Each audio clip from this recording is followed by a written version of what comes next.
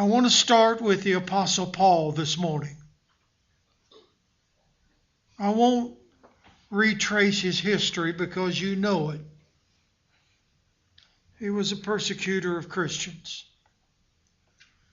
But on the road to Damascus, something miraculously happened. The Lord spoke to him and scared the living daylights out of him. It is not an overstatement to say that he never forgot that day.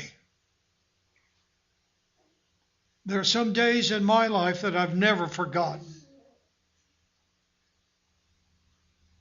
And Paul never forgot that day. He became the great Apostle Paul. Hundreds and thousands of preachers have stood up and say that Paul's life was changed by that conversion. And then they proceed to tell you that the change was that he no longer persecuted Christians, but he preached Christ. That's true. But I want you to understand this morning that there were other changes in his life. Paul lost his position among the Jewish leadership in Jerusalem. He lost his job. He lost his Jewish Pharisees friends. What happened to him? When he became a Christian, he started preaching immediately in Damascus.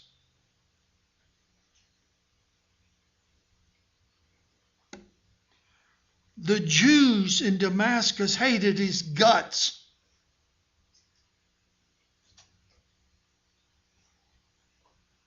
And they went about trying to figure out how to kill him. Put yourself in his position.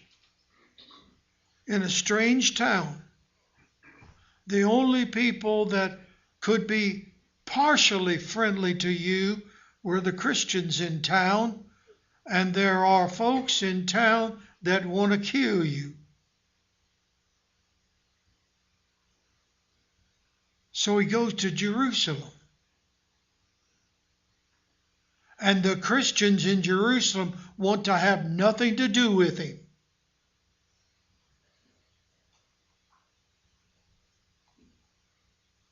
So he heads back home to where he was born. And later Barnabas goes and gets him. And he starts preaching in foreign countries. Paul was a traveling preacher. Can you imagine being a traveling preacher in the country of China today? Paul hadn't been to Turkey, at least a good part of it, and he'd go from town to town, knowing nobody. Where would he sleep at night? I can imagine many nights the stars above him were his covering, unless somebody would take him in. He was alone many times. He came into the city of Athens by himself. He was kicked out of town after town. He had no money except what he could make by making some tents that he'd been taught as a child. His life was rough. Now I want you to turn, and I think it will be well worth your while, to turn to 2 Corinthians, the 4th chapter. In this chapter, the Apostle Paul describes the world that he and his traveling friends were living in. We want to look at verse 8. Now you listen carefully, folks.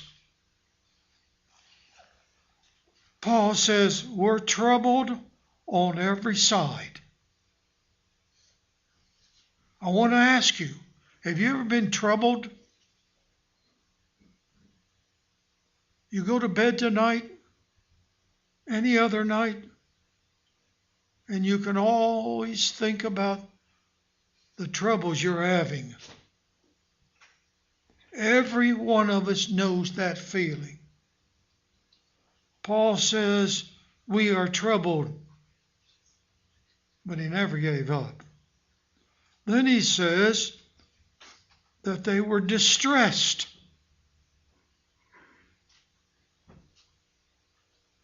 Have you ever been distressed? How am I going to pay the electric bill?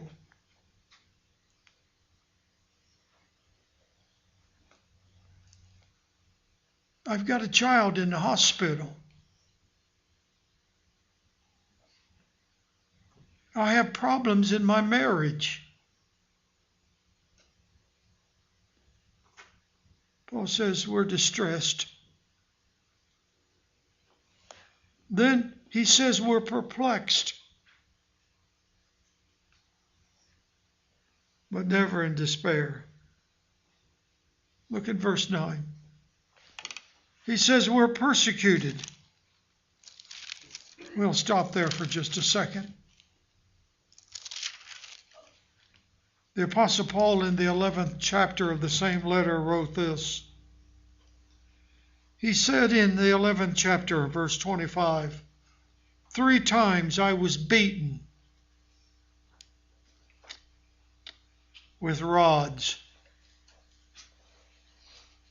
Folks, one of the forms of persecution used by the Jews and the Romans was to beat people with a club. Once I was stoned. 3 times I suffered shipwreck. And then he added, during one of those shipwrecks, he was cast out into undoubtedly the Mediterranean Sea and floated around on a piece of wood or something for an entire day and night.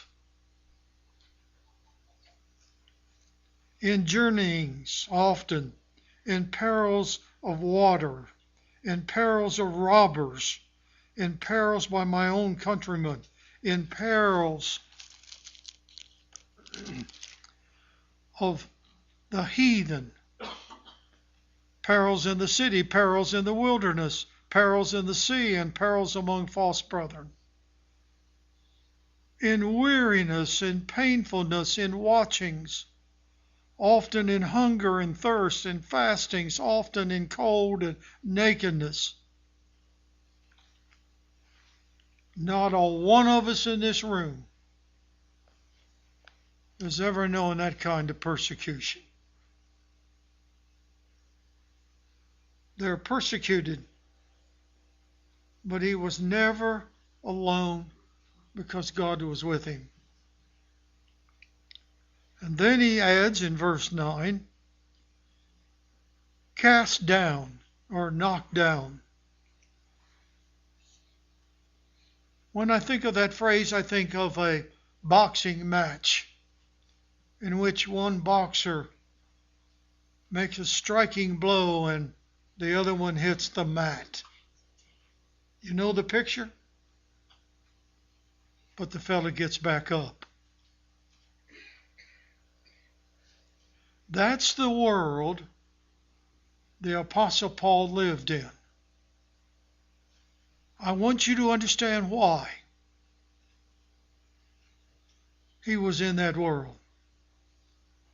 It was because he was a Christian.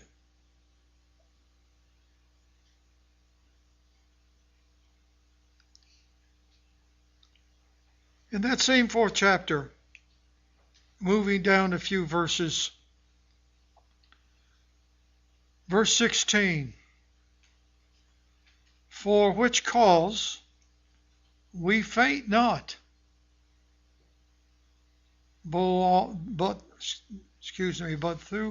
though our outward body perish, yet the inward man is renewed by day. Paul is saying that the physical part of him is wearing out. You know what that means? Ask an older man or lady. Paul says, I'm tired. I hurt. We complain about aches and pains that we might have. Can you imagine the aches and pains that the Apostle Paul had after being stoned and beaten, shipwrecked? He says, my outer body is tired. It's weak. It's wearing out. But my inner body, my spirit, is growing stronger and stronger every day. You listen to an older lady or an older man who is a Christian, and she or he will tell you they're tired. But I have a greater desire to get out of this world and to go to someplace better.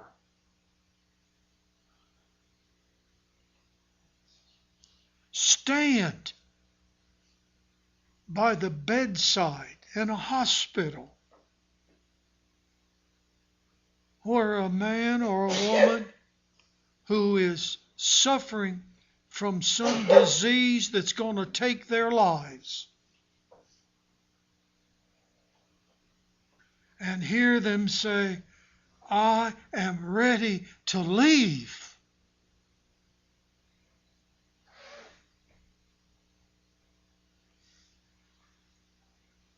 Notice in verse 17, for our light affliction. Would you call the things that I have read to you about what Paul suffered as light affliction? He called it light affliction because it wouldn't last. Oh, it might last for years. But I ask you this morning, what are a few years compared to forever? Is light affliction. Why? Because Paul was looking for something better.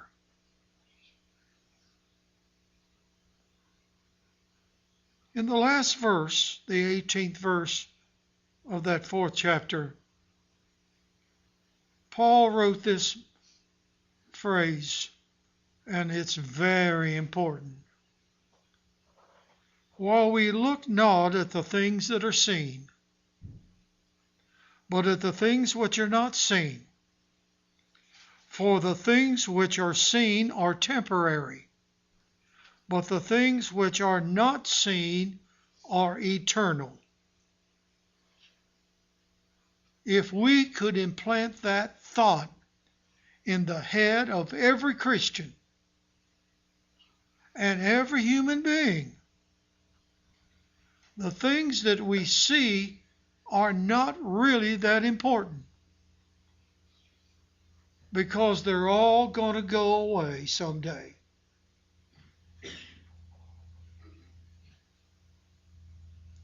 What's important? The things we don't see. They're important. No reason is given But when we read 1 Corinthians chapter 13, verse 13, it says, now abideth hope, faith, and love. The greatest of these is love, because hope goes away. Faith becomes unnecessary. But what abides? Love. It will never go away, in this world or the next.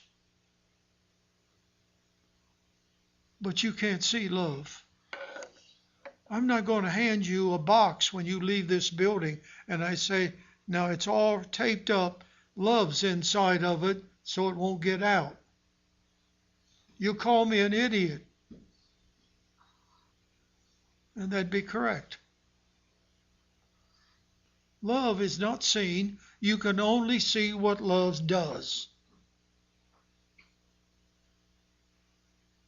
So what's important? Not faith in one sense of the word, not hope, but love is everlasting.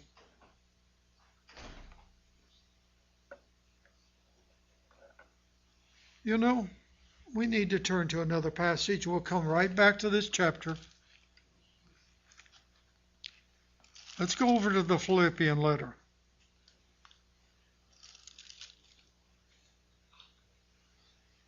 One of the things that the New Testament tells us about Pharisees is that they were very self-concerned. They often felt very superior to everybody else. And let me remind you this morning that Paul was a Pharisee to start with. He was a proud Jew.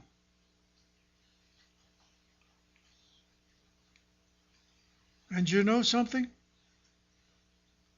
He wrote a very significant passage in Philippians chapter 3. In the third chapter, verse 5, Paul wrote to the Philippian Christians that he was circumcised the 8th day, of the stock of Israel, of the tribe of Benjamin, a Hebrew of the Hebrews, as touching the law, a Pharisee. That's who I am. Concerning zeal, he persecuted the church. Touching the righteousness which is in the law, I'm blameless. I'm perfect. Verse 7. But what things were gained to me, I counted loss for Christ. Yea, doubtless, and I count all things but loss for the excellency of the knowledge of Christ Jesus my Lord, for whom I have suffered the loss of all things, and do count them but dung, that I might win Christ, that I may win Christ. What did Paul give up? Everything. Paul didn't have a wife. He didn't have children. You know, there's a great blessing in having a family. Paul didn't have one. We know he had a sister and a nephew, but not one of his own. Where do you visit the house of Paul on a historical tour of the Middle East? By the way, where do you visit his grave site? His bones rest in an unmarked grave.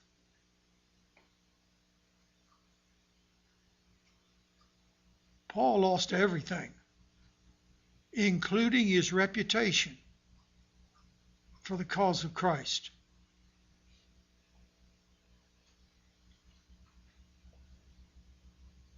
Now let's go to the important part of all of this. In every generation, there have been God-fearing men and women.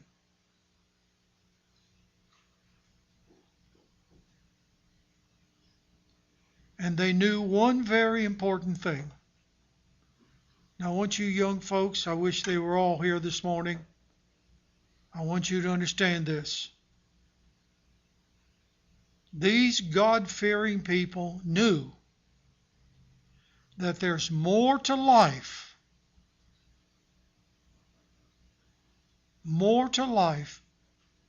than what's here on this earth.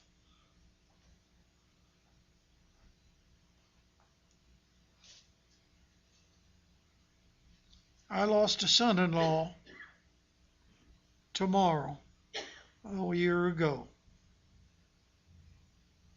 All of you remember Joe. He was 49 years old. And he was lamented by many people very simply that he died too early.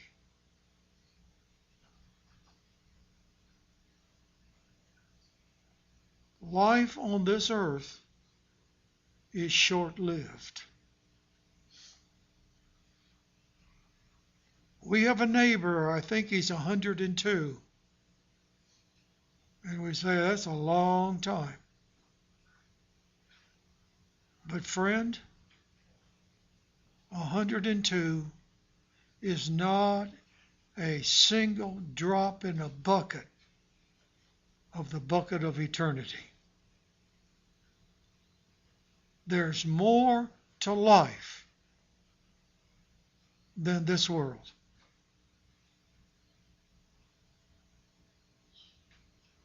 I want to tell you about 3 boys.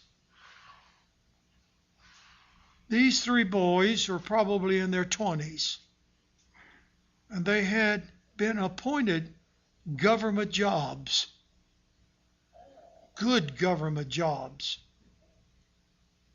in a foreign country.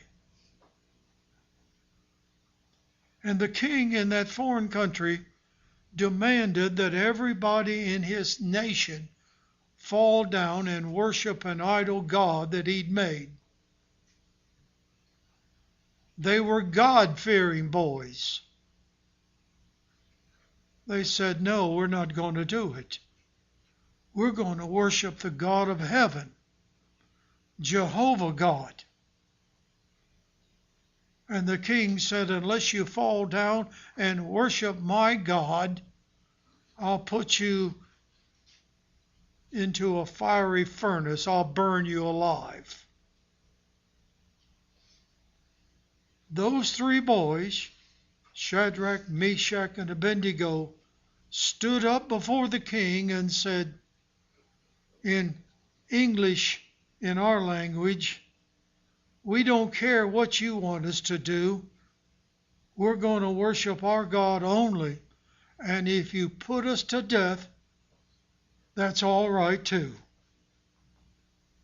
Why? Weren't they anxious to live longer? They knew one thing. This isn't all there is to life.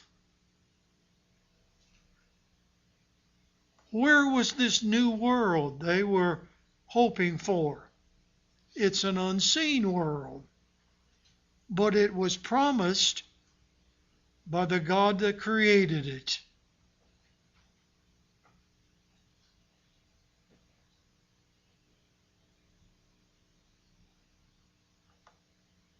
In the 1960s, America was in the midst of the Cold War. Conflict between America and the communist nation known as the Soviet Union. The communist leadership of the Soviet Union hated Christianity, but by the 1960s, Bibles, you young folks don't even remember what I'm talking about. Bibles were being slipped in to Russia. Some obvious gospel preachers were allowed into Russia for a short visit. Unbeknown to most of us in America, there were some converts to Christianity in Russia. But their conversion was in secret. They met for worship in secret. All of this was revealed when the communist nation fell apart. But we had no knowledge of it. In Russia, one of the converts was a 24 Russian girl, 24 years of age. I wish I could pronounce her name. I can't. Her first name, to the best of my ability to pronounce it, was Galina. And I apologize to her if that's not right. In 1979, this 24-year-old young lady was arrested by the communist government. She was put on trial. What was her crime? She was caught telling Bible stories to children. She was a Christian. Boys and girls, listen to this. 24 years old, and her crime was telling Bible stories to children. I don't know what stories. Maybe Daniel in the lion's den. Maybe Jesus healing the sick. That was her crime. The communist tribunal handed down the decision. Guilty as charged. Sentenced to 3 years at hard labor.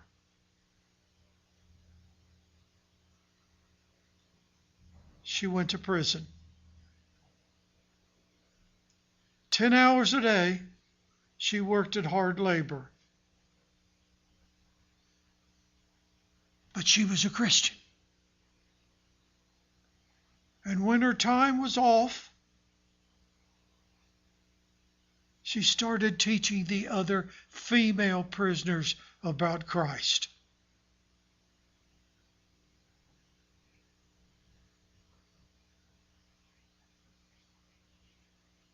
Put it in our language, she had courage too, right? Christians can't be cowards. The other female prisoners didn't like her doing that because they felt that she was stirring up the pot and it would make their punishment even more severe. So they took her and put her in a room and beat her unconscious. She almost died. The guards decided she was a troublemaker and no longer would she be fed.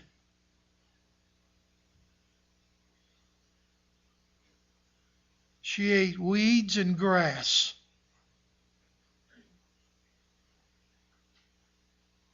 Her hair fell out. All of her teeth fell out. At the end of 3 years, without a bath, without any medical care, she was released. You know where she went when she was released? The same place that Peter did when he was released from prison. Remember? He went to the house where the Christians were meeting. That's where she went. And they wanted to get her out of the old Soviet Union and made arrangements for her to fly out of the country. Just go somewhere, but here, get away. She packed her suitcase. A KGB agent saw what she was doing, and he planted some drugs in her suitcase. And when she got to the airport and they opened her luggage to search it, they found the drugs, and she was again arrested, tried, found guilty, and sent to prison. That was the last time we ever heard of her. Today, somewhere in the cold earth of Russia, her bones are there.